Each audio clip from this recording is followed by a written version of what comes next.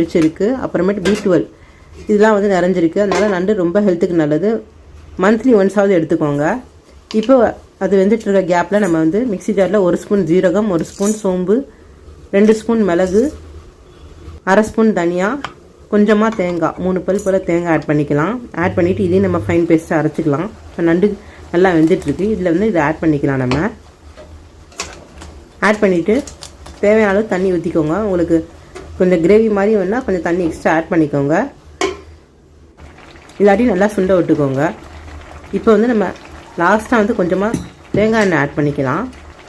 நம்ம எண்ணெயே ஆட் பண்ணல. இதில் ஃபைனலாக ஆட் பண்ணும்போது தேங்காய் எண்ணெய் மணத்தோட நண்டு கிரேவி வந்து சூப்பராக இருக்கும். இது இல்லாமல் நம்ம தாளிச்சும் தனியாக கொட்டலாம்.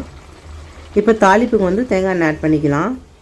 அதில் சின்ன வெங்காயம், ஜீரகம் 1 ஸ்பூன், கருவேப்பிலை எல்லாத்தையும் ஆட் பண்ணிவிட்டு நல்லா பொரிஞ்சதுக்கப்புறம்